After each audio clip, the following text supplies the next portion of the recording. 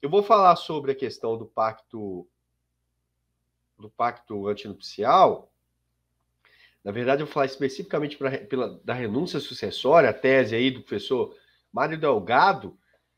E eu, se eu não me engano, o professor Mário Delgado que começou com essa tese da possibilidade de renúncia sucessória em pacto antinupcial, e agora o professor Rolfo Madaleno encampou a ideia também, e, e aí, né, deu mais força aí para essa tese, tem gente já aderindo aí Brasil afora, o Duple também chegou aí na área, e eu posso até dar um spoilerzinho, porque a grande questão dessa tese é o seguinte: no regime de separação convencional de bens, né, aquela separação obrigatória convencional, aquela separação, ou melhor, separação de bens convencional, né, aquela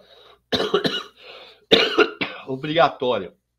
Eu estou agora com a rinite alérgica, com esse tempo tão seco aqui. Então, vejam, no regime de separação convencional, separação total convencional, né, que alguns falam também, aquele regime que as partes convencionam, decidem casar no regime de separação de bens. Que, né, o que é meu, o que é seu, e se a gente separar, né, divorciar, vai cada um para um lado e pronto. Só que nesse caso, o cônjuge continua sendo herdeiro, né, e eventualmente herdeiro necessário, né, não tendo menores, não tendo descendentes, não tendo ascendentes, ele pode herdar até tudo. E aí, às vezes, a pessoa está até casando no regime de separação de bens justamente para isso, para evitar essa comunicação entre o patrimônio. E aí, como é que fica? No caso de divórcio, ok, mas no caso de falecimento, o cônjuge herdaria, né? Ou é, mesmo casado no regime de separação de bens. No separação obrigatório, não. Esse já tem, né, várias decisões no sentido que não herdaria, né, que não que poderia aí mais tranquilo superar isso, digamos assim. Mas no regime de separação convencional ainda existia ou ainda existe essa resistência, né? E aí, meus amigos, com o advento agora, na verdade, assim, tem crescido, né?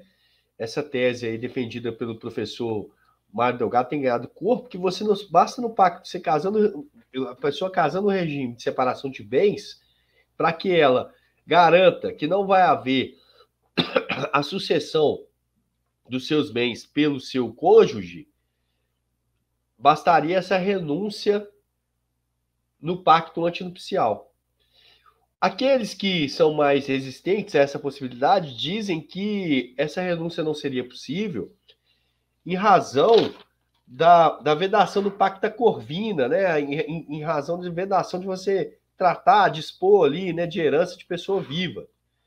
Porém, nós vamos falar aqui, existe uma série de justificativas jurídicas para que essa renúncia em pacto antinupcial seja aceita, né? E essa tese tem ganhado força. Então, feito aí já, a gente já começou de trás para frente, né? Eu já falei aí do que se trata, né? Essa renúncia sucessória em pacto antinupcial e para que fim que ela é utilizada, quanto que ela é útil. Feito isso, nós vamos falar mais do pacto antinupcial, porque daí vai nascer a, a substância teórica para que justifique efetivamente essa possibilidade de renúncia do direito sucessório no pacto antinupcial. No artigo 1639 do Código do Código Civil tá previsto o seguinte: é lícito aos nubentes, antes de celebrado o casamento, estipular quanto aos seus bens o que lhe aprouver. Vejam, é lícito aos nubentes, antes do celebrado casamento, estipular quanto aos seus bens o que lhe aprouver. Não colocou limitação de nada. A pessoa é maior, como dizem aqui em Minas Gerais, maior, vacinada, sabe muito bem o que está fazendo, já há uma cautela legal com relação à proteção aí do maior de 70 anos, que dá a ele, para alguns, até muito questionada, né? Porque há uma presunção que passou de 70 anos a pessoa estaria ali, não estaria entendendo bem o que está acontecendo e tal, mas enfim, há uma tutela, uma tutela legal, uma proteção, uma atenção diferenciada para a pessoa que tem mais de 70, né? E essa proibição de casar se não for no regime de separação, essa obrigação, né? Ou essa vedação de que não se pode casar que não seja no regime de separação obrigatória de bens. E fora isso, não há qualquer presunção que a pessoa não saiba ali o que está fazendo, né? A menos que isso seja efetivamente comprovado. Se a pessoa entende lá os atos, né? Se está bem de saúde, ela pode sim estipular. Inclusive, e falando das jornadas aí da Justiça Federal, eu fiz menção, quando eu disse da notícia lá do Tribunal de Justiça do Piauí, eu fiz menção ao enunciado da Justiça Federal, que tratou do direito notorial e registral, com várias autoridades, né, do assunto, autoridades do sistema registral, sistema notarial, enfim. Quando eu fiz menção, né, inclusive a isso, eu volto aqui com o enunciado aqui da Justiça Federal, desses encontros da Justiça Federal, que são encontros sempre muito qualificados, né, gente?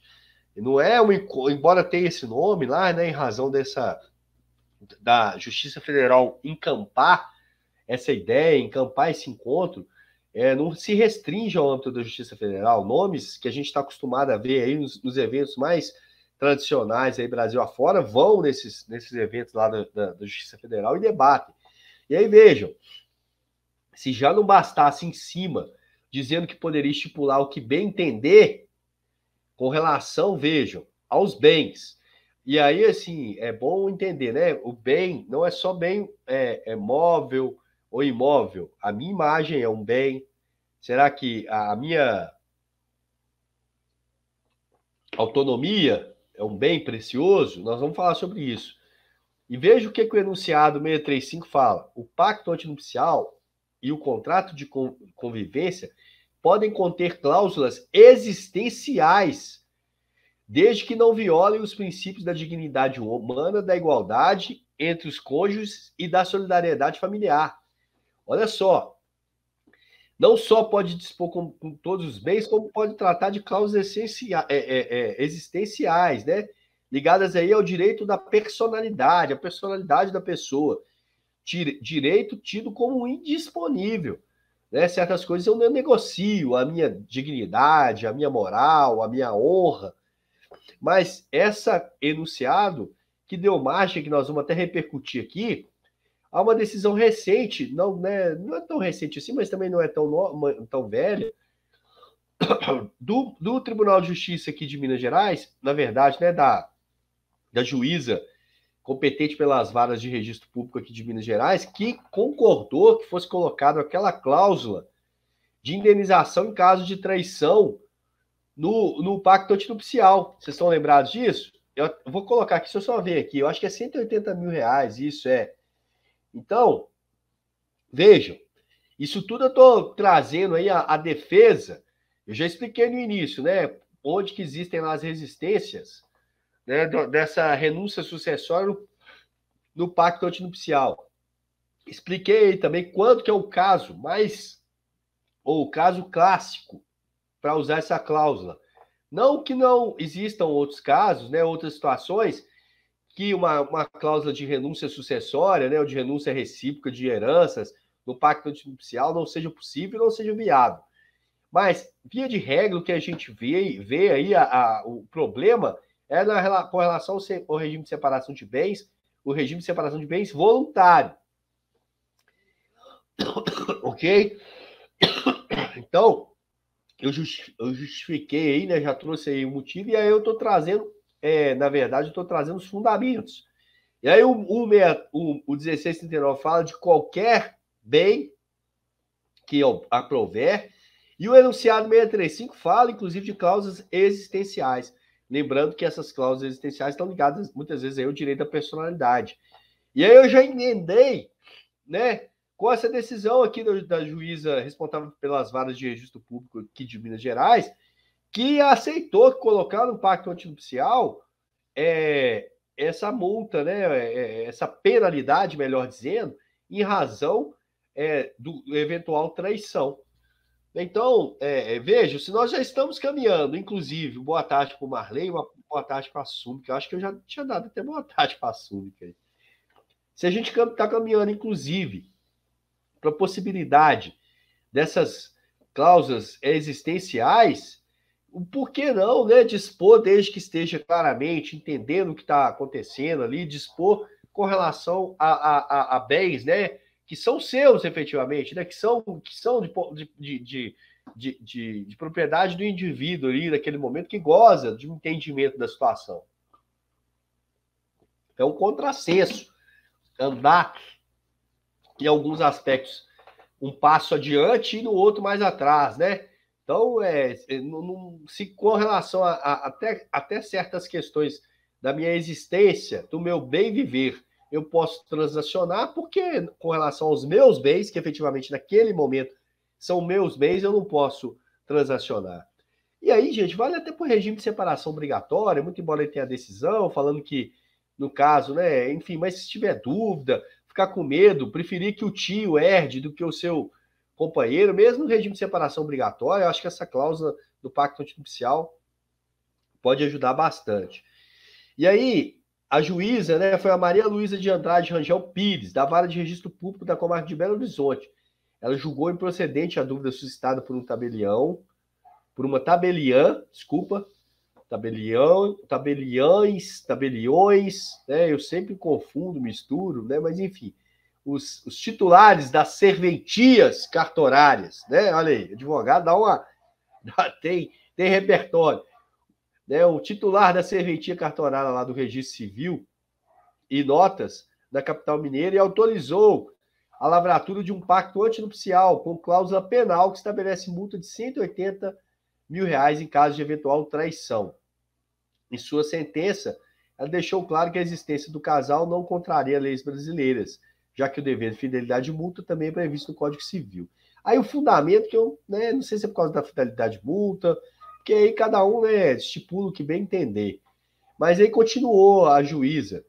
A questão da possibilidade da tal inclusão é bastante controvertida e tem suscitado discussões no meio doutrinário, parecendo-me adequada à parte de substâncias e argumentos apresentados pela zelosa tabeliã, a posição daquela que a admite.